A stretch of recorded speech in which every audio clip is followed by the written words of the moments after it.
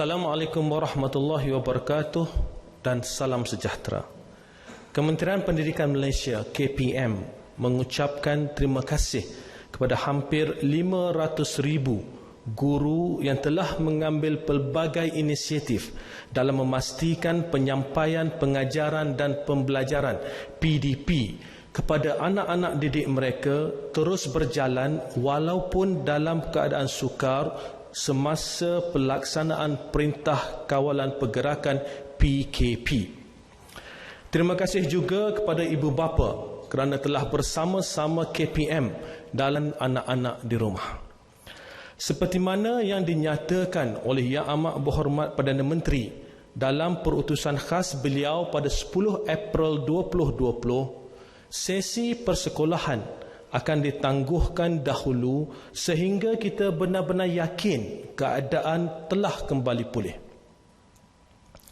Pada masa yang sama, KPM memahami semangat berkobar-kobar lebih 5 juta anak-anak yang ingin kembali ke sekolah untuk belajar seperti biasa dan bertemu guru-guru serta rakan-rakan. Kami juga memahami kebimbangan ibu bapa tentang keselamatan dan kesihatan anak-anak apabila sekolah dibuka semula. Menyedari bahawa isu persekolahan ini melibatkan hampir setiap lapisan masyarakat, KPM telah mengadakan beberapa sesi perbincangan bersama Esko Pendidikan Negeri, wakil daripada Majlis Agama Islam Negeri, pengarah pendidikan negeri, pegawai pendidikan daerah, gabungan majlis pengetua serta guru besar, persatuan ibu bapa dan komuniti, pengusaha sekolah swasta, antarabangsa dan pusat bahasa, guru pertubuhan bukan kerajaan NGO dan persatuan yang berkaitan dengan pendidikan. Kami juga telah mendapatkan pandangan daripada ibu bapa dan guru melalui pelbagai saluran. Selain itu, KPM telah mengadakan perbincangan secara mendalam dengan Kementerian Kesihatan Malaysia KKM dan Majlis Keselamatan Negara MKN berkaitan dengan pembukaan semula sekolah. Kami mengucapkan terima kasih atas keprihatinan, pandangan dan cadangan yang telah diberikan oleh pihak-pihak yang disebut tadi. Secara umumnya, dapatan daripada sesi perbincangan ini menunjukkan secara jelas bahawa aspek keselamatan dan kesihatan murid mesti diutamakan. KPM memahami bahawa ibu bapa bimbang sekiranya mereka tidak dapat membuat persediaan sewajarnya jika pengumuman pembukaan semula sekolah dibuat secara tiba-tiba. Ibu bapa tidak perlu risau. KPM akan sentiasa berbincang dengan KKM untuk menetapkan tarikh yang sesuai bagi pembukaan semula sekolah. KPM akan mengumumkan tarikh pembukaan sekolah sekurang-kurangnya 2 minggu sebelum sekolah dibuka. Keputusan untuk membuka semula sesi persekolahan ini hanya akan dibuat apabila kita benar-benar yakin keadaan telah kembali pulih. Pada peringkat ini, pembukaan sekolah hanya melibatkan kelas peperiksaan awam iaitu Sijil Pelajaran Malaysia SPM, Sijil Vocational Malaysia SVM, Sijil Tinggi Persekolahan Malaysia STPM, Sijil Tinggi Agama Malaysia STAM dan peperiksaan antarabangsa yang setara. Apabila sekolah dibuka semula, semua aspek keselamatan, kebersihan dan pengawalan penularan jangkitan termasuklah amalan penjarakan sosial akan diberi keutamaan. KPM telah menyediakan garis panduan pengurusan sekolah pasca PKP yang mesti dirujuk oleh pihak sekolah dan ibu bapa bagi memastikan pengurusan sekolah berjalan lancar dan pengajaran dan pembelajaran berlaku dalam keadaan selamat. Calon-calon peperiksaan SPM, SVM, STPM dan STAM pastinya tertanya-tanya sama ada terdapat perubahan kepada tarikh peperiksaan mereka. KPM ingin memaklumkan bahawa tarikh peperiksaan SPM dan SVM akan ditunda kepada suku pertama tahun 2021. Untuk calon STPM, tarikh peperiksaan semester kedua diubah kepada bulan Ogos 2020, manakala peperiksaan semester ketiga akan diadakan dalam suku pertama 2021.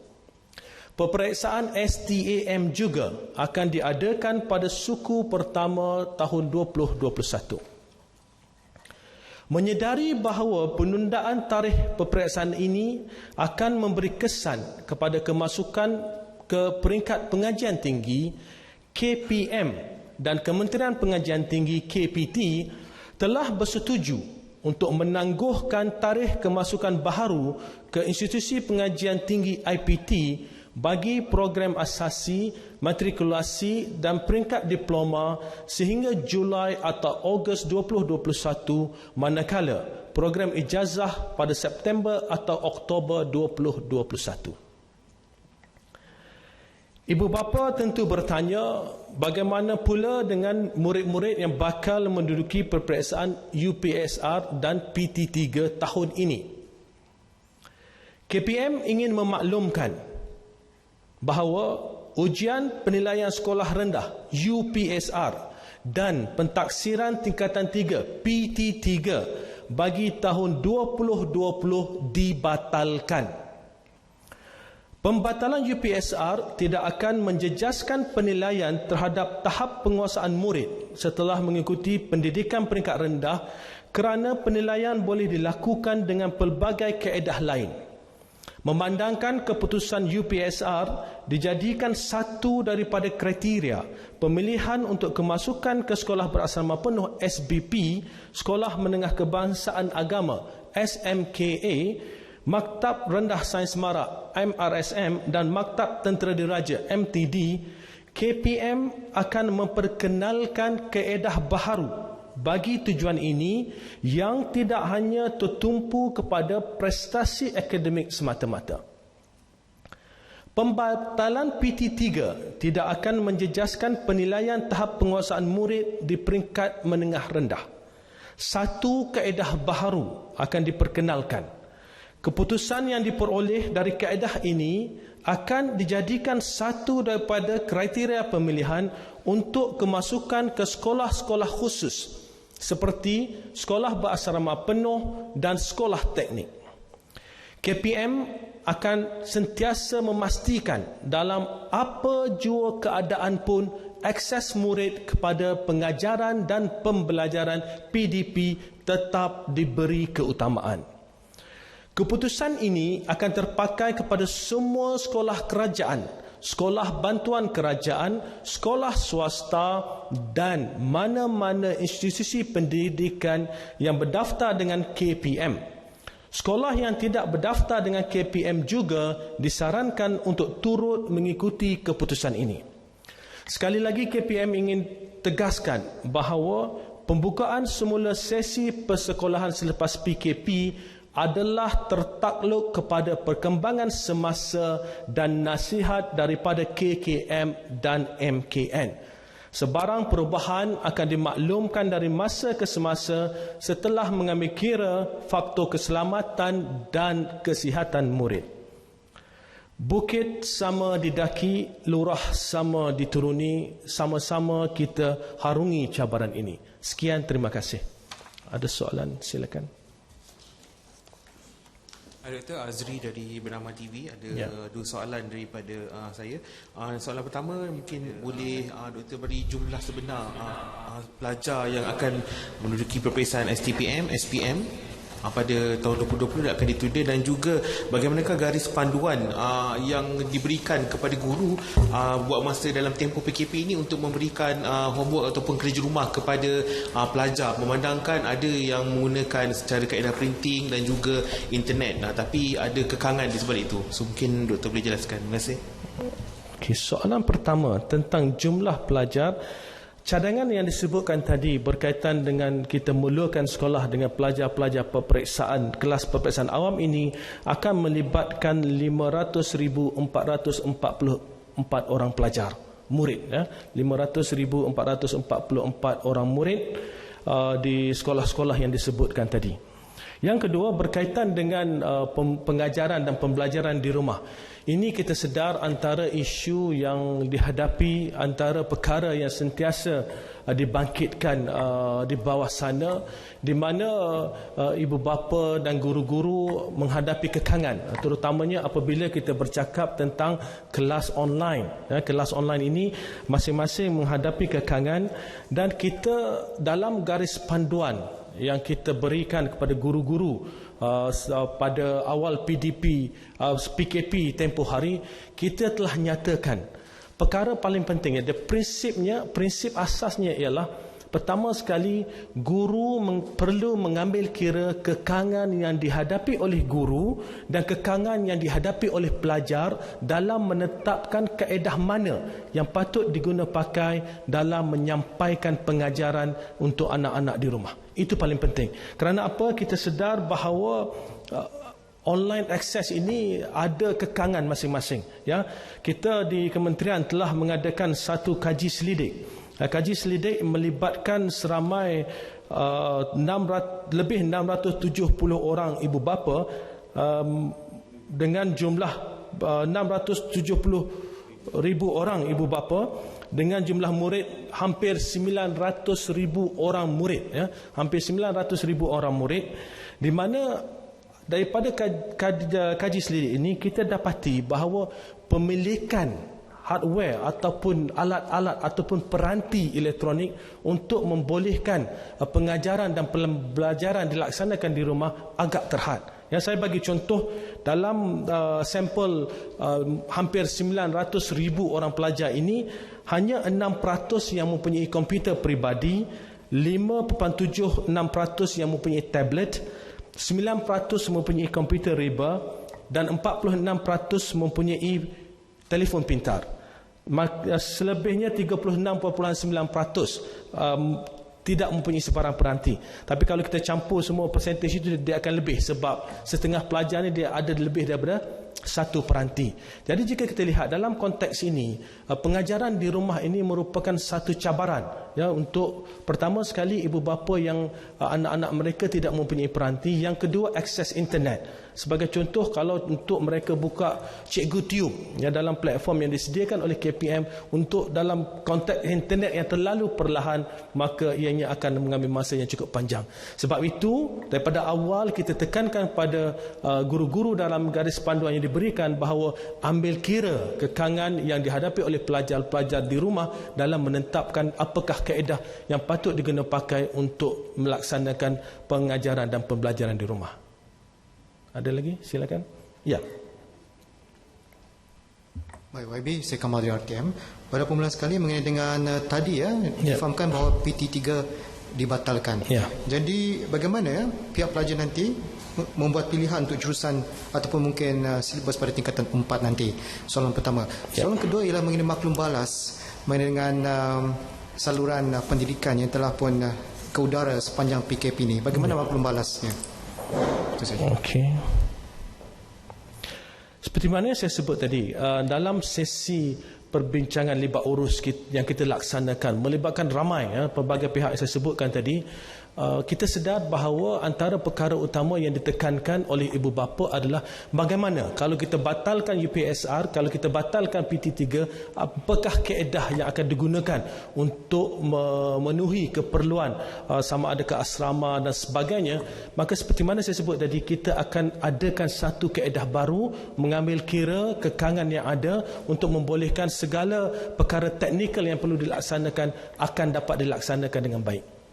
Berkaitan dengan pandangan berkaitan dengan TV pendidikan yang kita telah laksanakan, alhamdulillah setakat ini kita mendapat satu feedback daripada ibu bapa, daripada murid-murid, satu feedback yang baik, dan kita sedang berusaha untuk menambah baik TV pendidikan ini. Terutamanya kita sedar bahawa 2 jam ini agak terhad, tapi dalam tempoh yang singkat, ya, kita pihak Kementerian Pendidikan telah bekerjasama dengan KKMM untuk sediakan TV pendidikan ini, dan insya-Allah kita akan terus tambah baik TV pendidikan ini untuk memastikan pelajar-pelajar mendapat manfaat sewaktu PDP di rumah, pengajaran dan pembelajaran di rumah. Terima kasih. Ada lagi? Silakan. Okay, YB, saya Syabiha dari Bernama. Okey YB, disebabkan kalender persekolahan dah berubah, ada kemungkinan ke cuti persekolahan hujung tahun dipendekkan? Dan satu lagi, bagaimana kementerian akan pastikan pelajar di luar bandar, terutamanya di Sabah dan Sarawak, tidak tercicir dengan keadaan sekarang ni? Terima kasih. Pertama sekali, berkaitan dengan takwim, berkaitan dengan penggal persekolahan, sebarang makluman berkaitan hal ini kita akan maklumkan dari masa ke semasa. Ya, pada hari ini jadual atau takwim kekal seperti mana yang sedia ada untuk penggal persekolahan. Ya, yang kita sebut tadi berkaitan dengan tarikh peperiksaan. Ya, takwim yang ada pada hari ini kekal seperti mana sedia kala, sehinggalah kita maklumkan jika terdapat sebarang perubahan.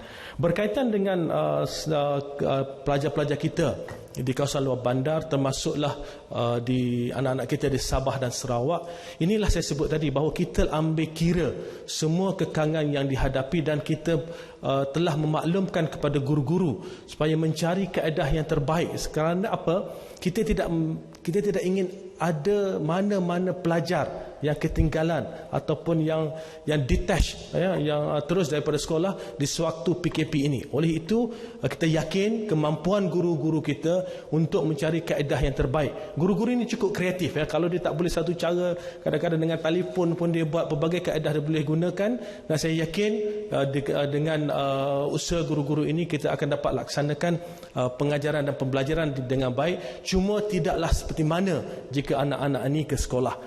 Dari masa ke semasa kami di kementerian akan terus pastikan bahawa usaha-usaha dibuat bagi memastikan delivery atau penyampaian itu dapat ditingkatkan. Ada lagi? Ya, silakan. Saya ada dua soalan.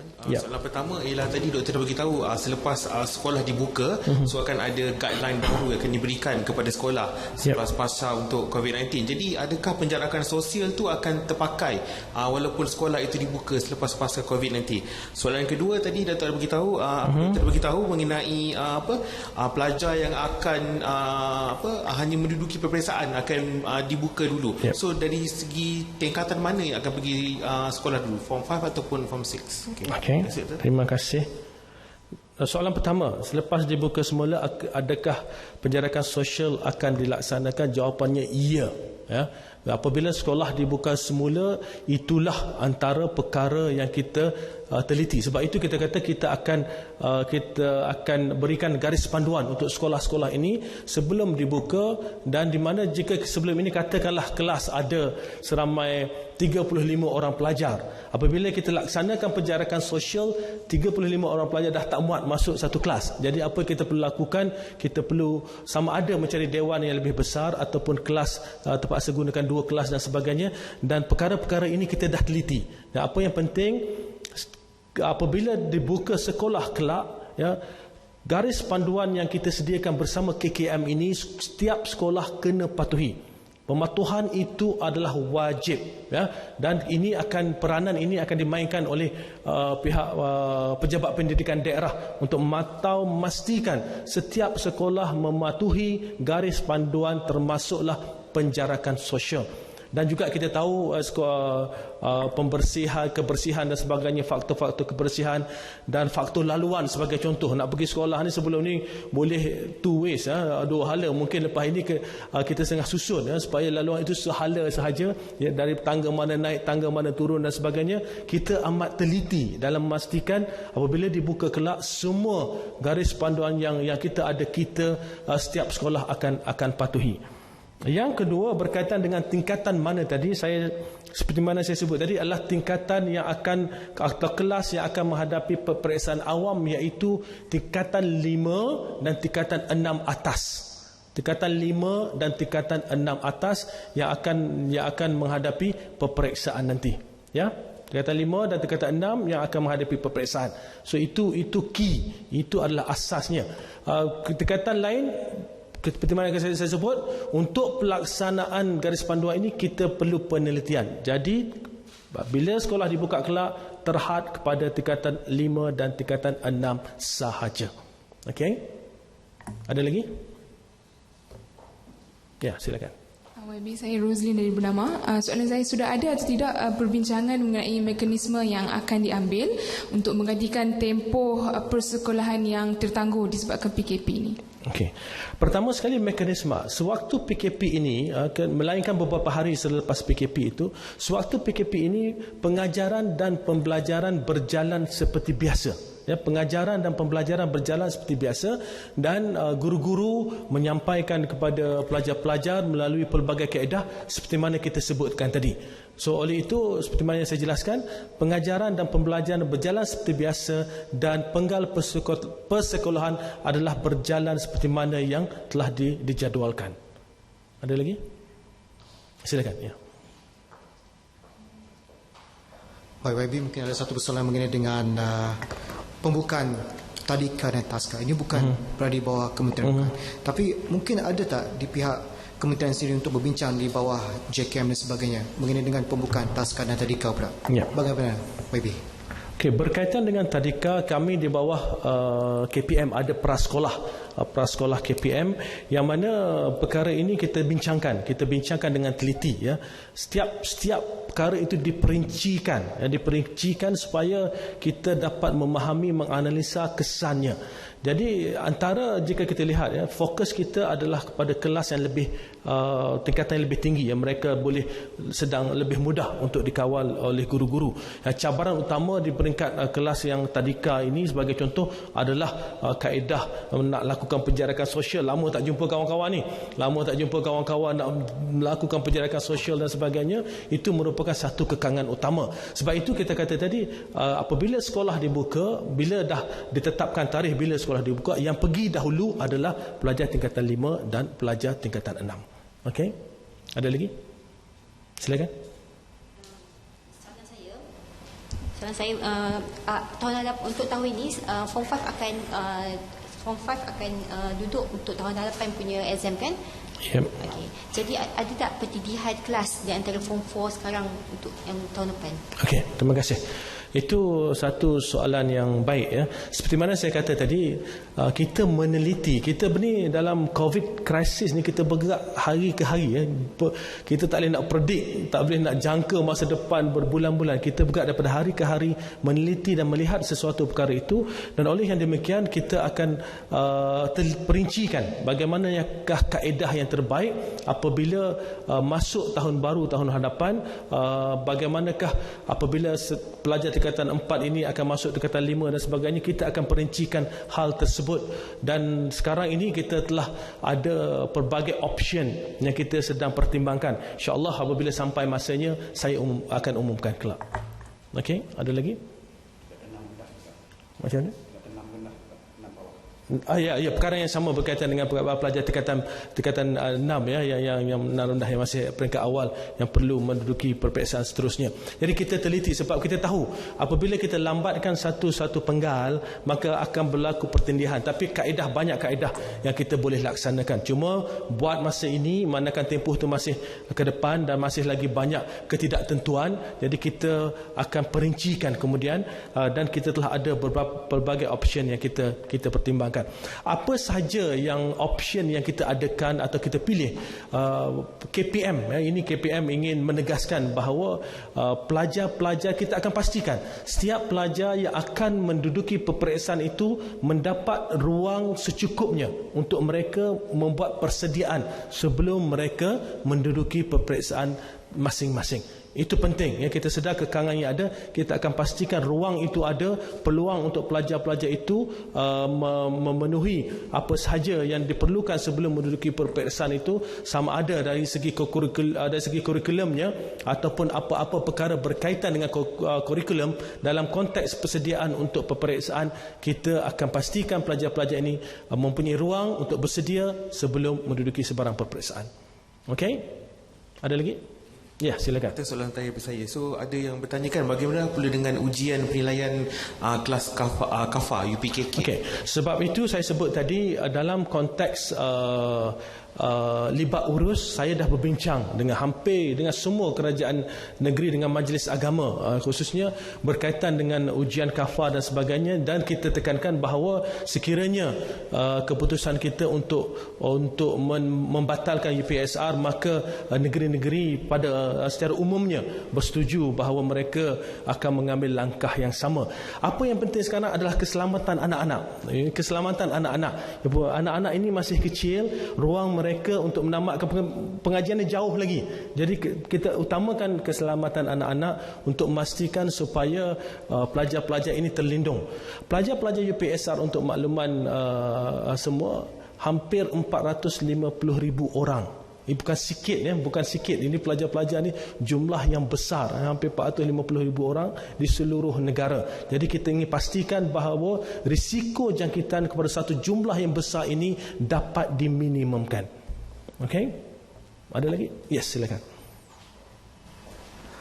Baik, YB, negara menghadapi krisis penularan wabak COVID-19. Pastinya banyak perkara yang berubah, khususnya dalam pembelajaran dan juga pengajaran. Jadi pada peringkat ini, bagaimana kementerian melihat prestasi pelajar-pelajar yang akan menghadapi peperiksaan besar ini?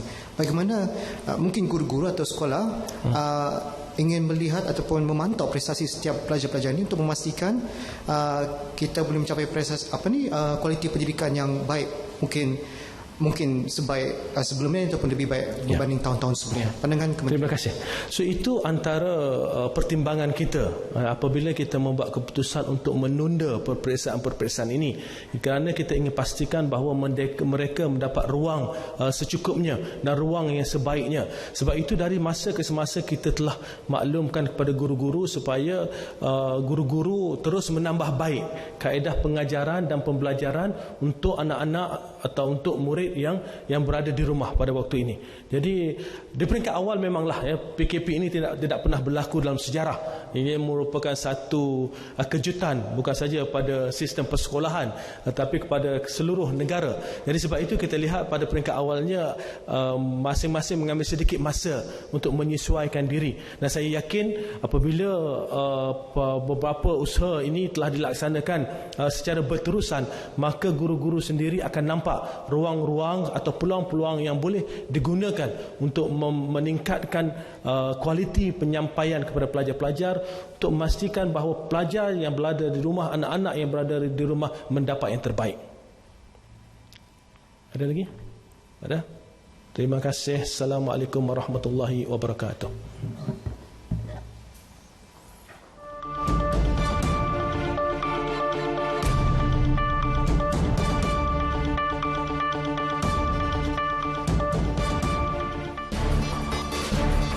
Akademi Penjara di